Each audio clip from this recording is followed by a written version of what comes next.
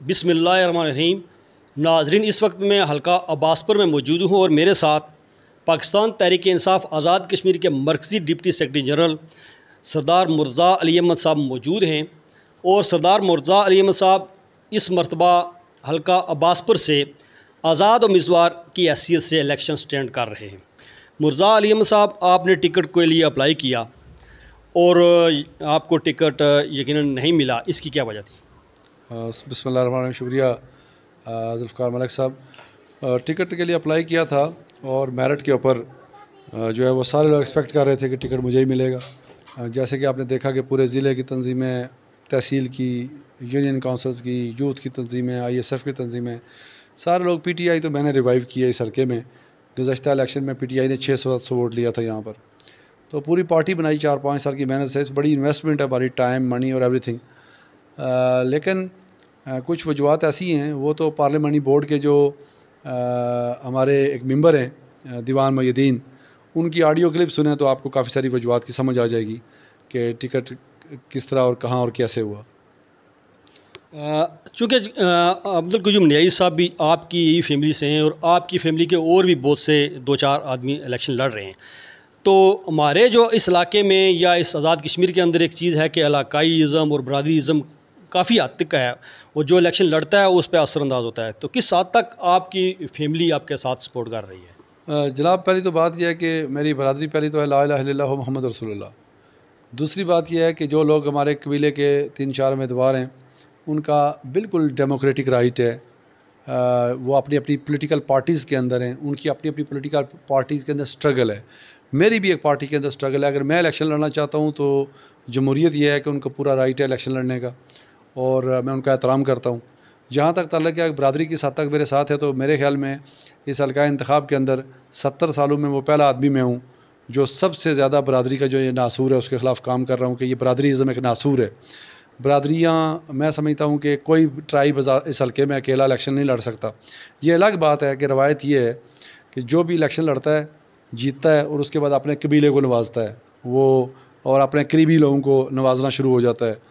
लेकिन गुजर, दुली, बल्दयाल जो 3 ट्राइब इलेक्शन लड़ते रहे, इस दफ़ा प्रोफेसर नसीर वान साहब भी वान बरादरी से हैं, वो भी इलेक्शन लड़ रहे हैं।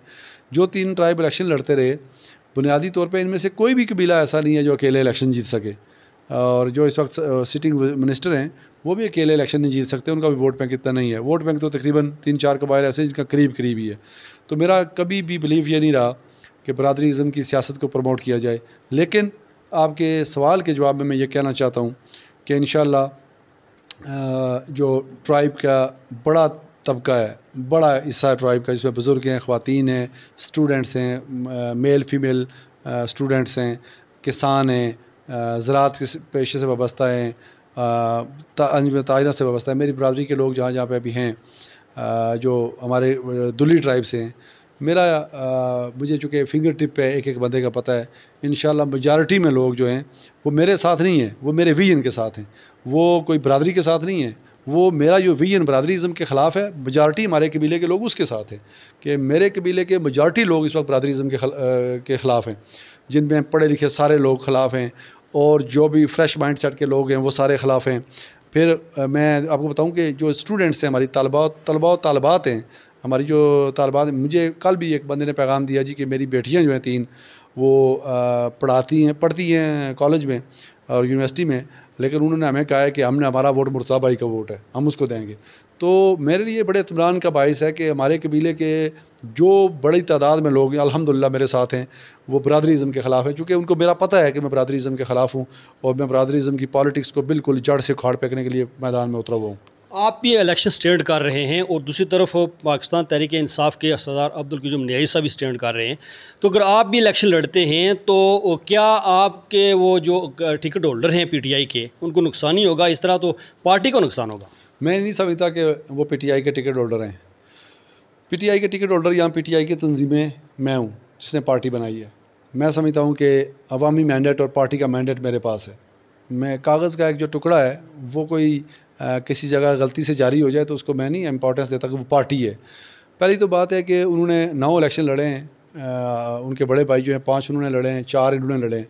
9 इलेक्शन जिस पार्टी से इन्होंने लड़े जिस पार्टी से ये वज़ीर भी रहे, MLA भी रहे, जिस पार्टी से बारात ली, जिस पार्टी ने इनको नवाजा, जो पार्टी इनकी पॉलिटिकल और फाइनेंशियल स्ट्रेंथ बनी, उस पार्टी को उन्होंने छोड़ दिया। तो PTI से इनकी वाबस्तगी कोई नहीं है। फिर 2001 में आपने देखा ये पाकिस्तान पीपल्स पार्टी में चले गए थे। इन्होंने यासीन असगर फंदी साहब को सपोर्ट किया था जब टिकट यासीन गुलशन साहब को मिला।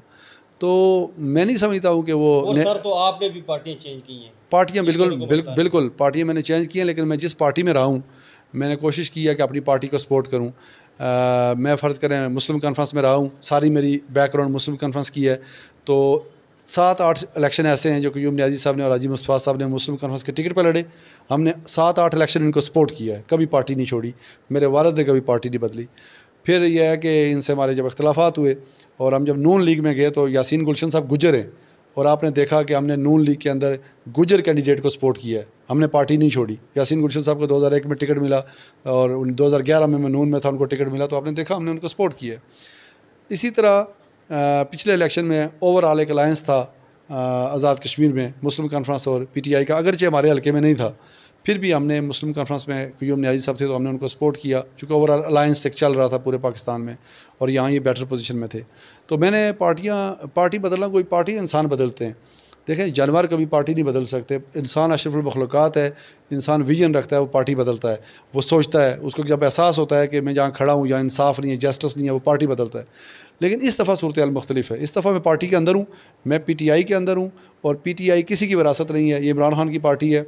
और जो गलत फ़ैसले करवाए गए, हमारी मरकज़ की क़यादत पाकिस्तान की को अंधेरे में रख के, कुछ 4-5 लोगों ने हमारी मरकज़ की क़यादत को अंधेरे में रखा, सैफुल्लाह नियाज़ी साहब को अंधेरे में रखा, बाकी लोगों को अंधेरे में रख के, इमरान खान को अंधेरे में रख के फ़ैसले करवाए। अब उन फ़ैसलों की तस्हीह का वक्त आ गया है और इंशाअल्लाह 25 जुलाई की शाम को उन फ़ैसलों की दुरुस्ती का वक्त है। तो जब आपको टिकट नहीं मिला तो आपने इलेक्शन लड़ने का फ़ैसला कर दिया, तो आला क़यादत ने आपको नहीं कहा कि आप टिकट होल्डर के साथ कैंपेन चलाएं?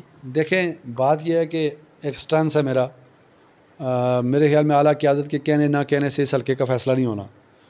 इस हल्के में इंशाअल्लाह जिस यूनियन काउंसिल में अभी आप में बैठे हुए हैं, यहाँ शेर ककूटा, गमीर, बटल मंडोल और सेड़ा, आप देखेंगे कि 25 जुलाई की शाम को जब मैं यहाँ से मैं निकलेगा हमारा काफ़िला ऊपर की तरफ, अपने ऊपर वाले दोस्तों की तरफ जो गली से उस तरफ हैं अब्बासपुर सब डिवीज़न के अंदर, तो आप देखेंगे कि I will be leading position इंशाल्लाह, और मैं लीड कर रहा हूँगा। उससे मेरे ख्याल में बेहतर मैसेज मेरी पार्टी को, मेरी पार्टी की लीडरशिप को कभी नहीं जाना, और वो इलेक्शन से पहले नहीं जा सकता, वो इलेक्शन के बाद जाएगा, ताकि अगले 30, 40, 50 साल गलत डिसीजन ना हो और पब्लिक के मैंडेट को कभी ऐसे रौंदा ना जाए कि फ़लाँ ने जी इतने वोट लिए हैं, फ़लाँ ने इतने वोट लिए हैं। तो लेट्स डिसाइड कि इस इलेक्शन में ये फैसला हो जाएगा कि किसकी पॉकेट में कितने वोट है, और मैं इंशाल्लाह आज़ाद हैसियत में जो वोट लूँगा, मैं इंशाल्लाह आपको दावे से कहता हूँ कि PTI का टिकट होल्डर PTI के टिकट पर नहीं ले सकते। आपने 4 यूनियन कौंसिल का जिक्र किया, तो 4 यूनियन कौंसिल का एक इशू है वो बड़े अरसे से चल रहा है, यहाँ पर स्ट्राइकें भी हुई हैं, तहरीकें भी लॉन्च हुई हैं कि उनका जो इंतज़ामी यूनिट है वो हजीरे के साथ है और हल्का वाइज वो मरकज़ अब्बासपुर के साथ हैं। उनका ये मुतालबा है कि यहाँ पर इंतज़ामी यूनिट दिया जाए। तो अगर आप इलेक्शन जीत जाते हैं या आपका इस हल्के में आपने रहना है, नेक्स्ट भी इलेक्शन लड़ना है, तो आपका क्या विजन होगा पूरे हल्के और ख़ास करके इन 4 यूनियन के हवाले से? मेरा ख्याल है जी कि सबसे पहली बात तो यह है कि मैं सब डिवीज़न का कायल हूँ कि हमारे लोगों को इन 4 यूनियन काउंसिलों के ऊपर सब डिवीज़न मिलनी चाहिए। देखें अब्बासपुर के लोगों को कितनी आसानी हो गई है कि उनकी 3 यूनियन काउंसिल्स हैं और टाउन है, उनको सब डिवीज़न मिला, कितने आसान आसाइश में हैं वो लोग। उनको तो जीरा जाना पड़ता था, रावलाकोट। अब्बासपुर के लोगों को अल्लाह ने करम किया है, वो मिल गई है सब डिवीज़न। इसका क्रेडिट जिसने भी दिया उसको मैं देता हूँ। यहाँ पर जो है वो 4 जो यूनियन काउंसिलें हैं नागज़ीर है सब डिवीज़न, चूँकि ये हमारी बिल्कुल लाइन ऑफ कंट्रोल से मलिका यूनियन काउंसिल्स हैं और यहाँ पे सब डिवीजन होने चाहिए और बिल्कुल एक सेंट्रल बेल्ट है हल्के का, जहाँ से अब्बासपुर से निकलने वाला आदमी ततरी नोट से 20-25 मिनट में यहाँ पहुँच जाता है। मंडोल और सेड़ा के लोग यहाँ जब आते हैं तो 15-20 मिनट, 10 मिनट, 15 मिनट के पूरे हल्के की मसाफत है इस हमारी जगह पर। एक मसला है कि 4 यूनियन के लोग जो हैं वो मुतहद नज़र नहीं आ रहे, चूँकि गुज़श्ता 1 साल कबल या 2 साल कबल यहाँ पर एक सेटअप दिया गया लोकल गवर्नमेंट की तरफ से शेर के मकाम पर, वो इस हिसाब से दिया गया कि 4 यूनियन काउंसिल का मरकज़ है, लेकिन यहाँ के ही लोगों ने उसकी मुखालफत किया। तो सब डिवीज़न पर किस तरह ये कायल होंगे? मेरे ख्याल में जिस तरह मुझे रिस्पांस मिल रहा है इन यूनियन काउंसिल्स के अंदर और जिस तरह लोग इस नुक्ते पर इकट्ठे हो रहे हैं कि सेंट्रल बेल्ट की एक आवाज़ बन रही है कि जो इनके हकूक़ हैं इनको मिलने चाहिए, तो मैं ये समझता हूँ कि लोगों को इकट्ठे करने के लिए ज़रूरी होता है कि लोगों को असल विजन उनका क्लियर किया जाए, असल बात की जाए। लोकल गवर्नमेंट का एक दफ्तर दिया गया और उसको मेरे ख्याल में लोगों के तनाज़े ने इतना नुकसान नहीं पहुँचाया जितना कुछ सियासी लीडरों ने नुकसान पहुँचाया, कि ये लीडरों की रसाकशी से गया है, अवाम का इसमें कसूर नहीं है, मेरे लोगों का कसूर नहीं है।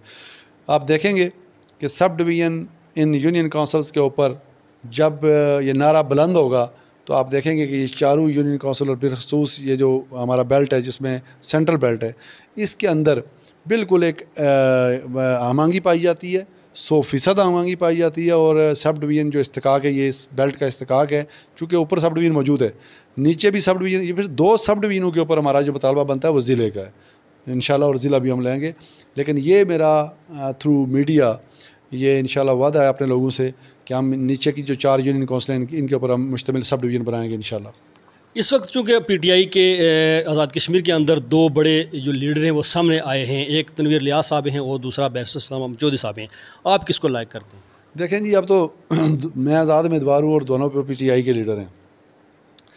मैं समझता हूँ कि मैं इमरान खान और उसकी पार्टी को बचाने की आखिर दम तक कोशिश करूँगा कि ये जो है वो हमारा वर्कर जो है वो इन रवायती सियासतदानों से भागे ना और भाग के दूसरी पार्टियों में ना जाए। इसीलिए इंशाअल्लाह आप देखेंगे कि इनसे बेहतर नताइज बरामद करके वापस पार्टी को देंगे ये सीट भी।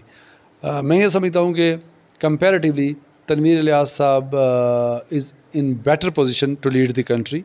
उसकी वजह यह है कि वो वेल ऑफ बिजनेसमैन है, उनका एक्सपोजर है, उनका डेवलपमेंट का एक्सपोजर है। फिर उनको उनके ऊपर ये एक राय हमा पाई जाती है कि वो जो है वो लूट खसूट नहीं करेंगे, उनका वो ख़ुद बहुत वेल ऑफ हैं। फिर जो जहाँ तक मेरा उनसे इंटरेक्शन रहा है, उनका एक विजन है डेवलपमेंट के ऊपर, टूरिज़म के ऊपर, एग्रीकल्चर के ऊपर और ओवरऑल कश्मीर के इंफ्रास्ट्रक्चर के ऊपर एक विजन है तनवीर इलियास साहब का। फिर यह है कि इज़ कंपैरेटिवली यंग, के एनर्जेटिक भी हैं, उनकी इज़ 48 ईयर्स ओल्ड, और आज़ाद कश्मीर को एक यंग लीडरशिप की भी ज़रूरत है, जो ज़रूरत थी। बैरिस्टर साहब भी बड़े मोहतरम हैं, पार्टी के सदर हैं, लेकिन मेरा ज़ाती ख्याल ये है कि बैरिस्टर साहब के ऊपर जो सवालिया निशान बन गए बहुत सारे मौक़ों पर ऐसे इलेक्शन के अंदर, जिस तरह के फ़र्ज़ करें अभी टिकटों की तकसीम के ऊपर उनके अपने करीबी साथी, उनके राइट हैंड मैन दीवान मोइनुद्दीन कह रहे हैं जी कि टिकटों में पैसे लिए गए। फिर बहुत सारी चीज़ें अंडर ट्रायल हैं, अंडर इंक्वायरी हैं। और इमरान खान साहब की मैं एक बात जानता हूँ कि इमरान खान साहब की एक क्वालिटी है कि बाकी हर चीज़ में वो पॉलिटिकली फ्लेक्सिबिलिटी दिखा सकते हैं, करप्शन पर नहीं दिखाते और टॉलरेंस नहीं दिखाते। अगर कहीं कोई गड़बड़ है तो फिर कोई बंदा ये ना समझे कि वो इमरान खान साहब से बचेगा। तो इसलिए आखिर पे आप अपने जो वर्कर हैं, सपोर्टर हैं और हल्के की आवाम को क्या पैगाम देना चाहते हैं? मैं सिर्फ ये पैगाम देना चाहता हूँ हल्के की आवाम को कि आपके पास ये दिन है 25 जुलाई का, जिस दिन आपने डिसाइड करना है कि आपने तासब और कबीले का साथ देना है, बरादरीज़म का साथ देना है, मेरिट की पामाली का साथ देना है, आपने जो है वो गरीब तबकात को पिसने वालों का साथ देना है, जो 40-50 साल से पिस रहे हैं। ये सिर्फ 15-20 साल की बात नहीं है, ये तो 15-20 साल से जो हमारे वज़ीर साहब हैं इन्होंने तो बिल्कुल ही तबाही फेर दी है यहाँ पर। लेकिन जो 2-3 लोग यहाँ पर इलेक्शन लड़ के जिनके नाम के साथ साबिक लिखा जाता है, साबिक वज़ीर आज़म, साबिक वज़ीर हुकूमत, साबिक MLA, इन लोगों ने जो तबाही फेरी है सोसाइटी के अंदर, बरादरीज़म लॉन्च किया है, बरादरी के टैग के ऊपर इलेक्शन लड़े हैं, फिर उन्होंने एक जो है वो करप्शन की यहाँ बुनियाद रखी है। तो मैं ये समझता हूँ कि मेरे लोग जो हैं हल्के के यूथ जो है बासपुर से यहाँ तक सारी यूथ यूनाइट है, सारे कबाइल यूनाइट हैं, सारी तंजीमें यूनाइट हैं, सारे लोग ये सोच रहे हैं कि नया आदमी को आना चाहिए जो बरादरीज़म के नासूर को जड़ से उखाड़ फेंके। और ना सिर्फ ये बल्कि हल्के के अंदर मेरिट के लिए ये चाय मुगैया है कि शायद आप इलेक्शन छोड़ दें, इस वाले से अगर आप पैगाम देना। मेरे ख्याल में बड़ा क्लियर एंड लाउड मैसेज है मेरा पूरे सुनने वालों का, पूरे व्यूवर्स को मेरा लाउड एंड क्लियर मैसेज है कि ये इलेक्शन ये मेरी ज़ात का इलेक्शन नहीं है, ये हमारी ज़िंदगी मौत का इलेक्शन है, ये मेरी आने वाली नस्ल का इलेक्शन है। और आने वाली नस्ल को कंप्रोमाइज़ करके हम ये इलेक्शन कंप्रोमाइज़ नहीं कर सकते। लिहाजा हर कारकुन जहाँ पर है वो इलेक्शन की तैयारी करे। और एक ख़ास बात जो मैं कहना चाहता हूँ पूरे हल्के के अंदर मौजूद कारकुनों को कि आप जिस वार्ड से भी हैं, जिस वार्ड से भी हैं, मैं आपको एक फार्मूला बताता हूँ इलेक्शन लड़ने का कि आप ये तय कर लें कि हमने इस वार्ड के अंदर ख़ुद काउंसलर का इलेक्शन हम लड़ रहे हैं। जब आप ख़ुद काउंसलर का इलेक्शन उस वार्ड के अंदर लड़ रहे होंगे तो एक असम्बली मेंबर बनाना आपके लिए कुछ भी नहीं। आप ज़हनी तौर पर तैयार हो जाएं, जिस वार्ड में जिस पोलिंग स्टेशन पर आप बैठे हुए हैं आप ये सोच लें कि इस वार्ड और इस पोलिंग स्टेशन का इलेक्शन में ख़ुद लड़ रहा हूँ, मैं मुर्तज़ा हूँ, मैं नज़रिया हूँ, मैं बरादरीज़म के ख़िलाफ़ हूँ, मैं तासब के ख़िलाफ़ हूँ, मैं आने वाली नस्ल का मुहाफ़िज़ हूँ। यह सोच के आप इलेक्शन लड़ें, इलेक्शन हम जीतेंगे और बड़े मार्जिन से जीतेंगे। हल्के की आवाम चैन चाहती है। मैं आपको वजह बता देता हूँ, 1975 से लेके आज तक जो भी आदमी यहाँ पहला इलेक्शन लड़ा है वो जीता है, और इंशाल्लाह हम भी जीतेंगे। आखिर पे जम्मू कश्मीर टीवी चूँकि अरसा 6 साल से रियासत जम्मू कश्मीर की आवाम की आवाज़ बना हुआ है, उसके हवाले से आप क्या कहना चाहते हैं? बहुत अच्छा कंट्रीब्यूशन है जी ओवरऑल मीडिया का, सोशल मीडिया का और टीवी चैनल्स का। मुझ जैसे मतवास तबके के सियासी कारकुन की आवाज़ भी लोगों तक पहुंचाते हैं और पब्लिक राइट्स को प्रोटेक्ट करते हैं। और जम्मू कश्मीर टीवी का एक बड़ा अच्छा, आपकी सबसे बड़ी क्वालिटी ये रही है कि मैंने कभी आपको बायस्ड नहीं देखा। आप हमेशा एक बैलेंस साफ़त करते हैं और बैलेंस माशरे की रिपोर्टिंग करते हैं, जो कि हुसन है और एक क्रेडिबिलिटी है किसी भी टीवी चैनल की। आपको मैं इसमें मुबारकबाद पेश करता हूँ। नाज़रीन, ये थे सरदार मुर्ज़ा अली अहमद साहब जो अपने ख़यालात का इज़हार कर रहे थे। इनका ये कहना है कि मैं आखिर दम तक इलेक्शन लड़ूंगा और हमारी ये मौत हयात का मसला है। और मैं अक्सर देख रहा हूँ कि हल्के की यूथ, ख़ास करके यार यूनियन कौंसिल के यूथ हैं, इनके साथ हर काफ़िले में मौजूद होते हैं और आए रोज़ इनके साथ यूथ का जो काफ़िला है बढ़ रहा है। इनका ये कहना है कि हम पुरुम्मीद हैं और जो आने वाला इलेक्शन है हम इंशाल्लाह जीत कर ये सीट जो है वो इमरान खान को तोहफे में देंगे और असम्बली में पहुंचकर इस हलके की इन 4 यूनियन कौंसिल की अवाम की जो महरूमियाँ हैं उनका ख़ात्मा करेंगे। मलज़ ज़फ़्फ़ार, JK TV, अब्बासपुर, जम्मू कश्मीर।